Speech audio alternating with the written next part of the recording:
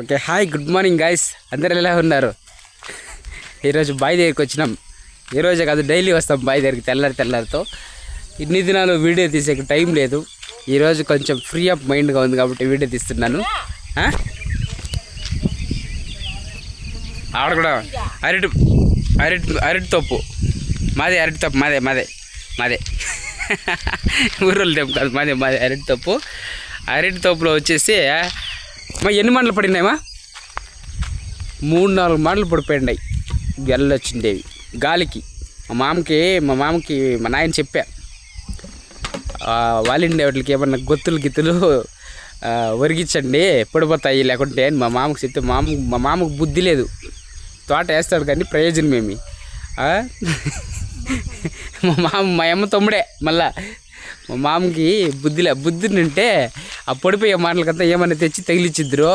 ఇప్పుడు ఒక గెల పడిపోయినా కూడా మనం సంవత్సరం అంతా పంట చేసి ఒక గెల పడిపోతే ఎంత బాధ అనిపిస్తుంది. దగ్గర 3-4 గెలలు పెద్ద గెలలు గాలికి దొరుకున్నాయి. ఓకేనా? ఇప్పుడు చూడండి, ఇక్కడ కొయ్యి చూడండి, ఇక్కడ ఈ గొత్తుని ఇచ్చినాడు కదా, ఇట్లా ఆ టైప్లో ఒక గొత్తుని సపోర్ట్ ఇస్తే పడకుండా ఉంటాయి.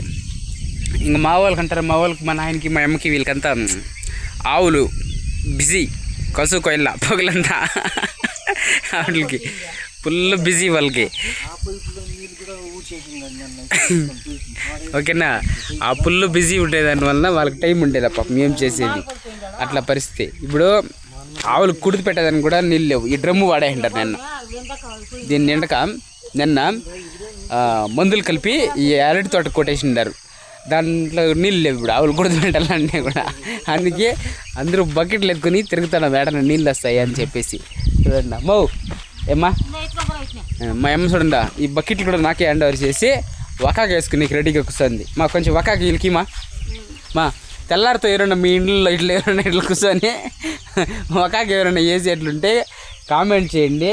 మరి తిత్తులో వకాకు జరుగా అయింది. మా అమ్మ రోజుకి సుమారుగా అంటే కూడా వకాకు జాస్తి ఏం తినలేదు. అంటే మా అమ్మ మొత్తం ఒక రోజుకి ఒక 50 రూపాయలకు ఉంటే చాలు, జాస్తి ఏం నమ్మలేదు.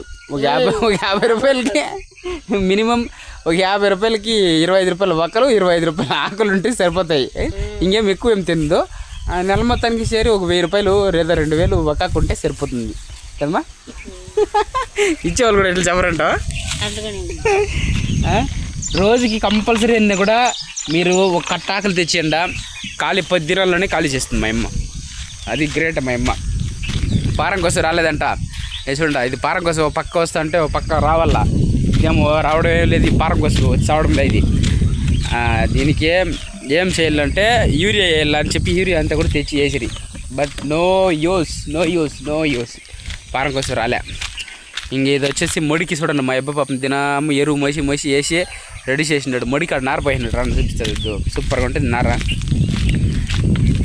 అంటే ఒడ్లు నార పోసింది. ఇది నర్మదా అనేటటువంటి ఒక విత్తనమైనటువంటి ఒడ్లు. అది బాగా వస్తుంది అని దాన్ని ఒక 2-3 టైమ్స్ దాన్నే వేసినాము. ఇంతకుముందు కూడా పంట బాగానే వచ్చింది. సో మళ్ళీ ఈసారి కూడా అదే పంట అయితే చేయడం జరిగింది. నార పోసినాడు మా నాయన. ఇంకొచ్చేసి ఇవే ముత్యాలమ్మ చూడండి. హాయ్ చెప్పండి అందరూ ముత్యాలమ్మకి. తెల్లవారితో ఇంకా నిద్ర కూడా లేచినారో లేదో మీరు. నేనైతే ఆల్రెడీ ఒక వీడియో చేస్తూ ఉంటా. 2 బకెట్లు ఎత్తుకొని ఆవులు కుడితి పెట్టేదాన్ని నీళ్ళు కావాలని చెప్పేసి. ఓకేనా? ఎవరన్నా ఇంకా నిద్ర లేకుండా ఉంటే వాళ్ళు నా వీడియోతో నిద్ర లేయండి.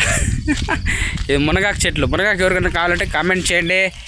మునగాకు 5 రూపాయలు కట్ట. తింటే అట్లుండ ఫిల్టర్లో నుంచి నీళ్ళు.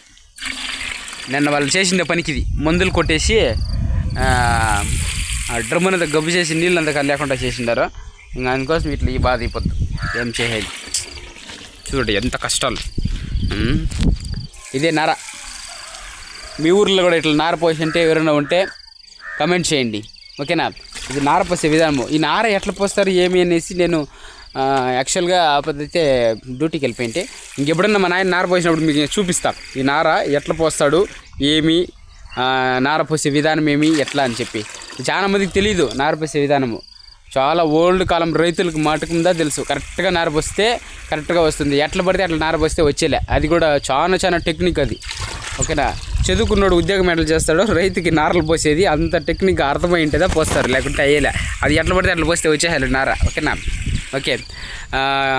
వీడియో నచ్చింటే మాత్రం వీడియోకి లైక్ చేయండి. నా సబ్స్క్రైబర్లు అందరూ మన వీడియోకి లైక్ చేసి షేర్ చేసి ఎంకరేజ్ చేయండి.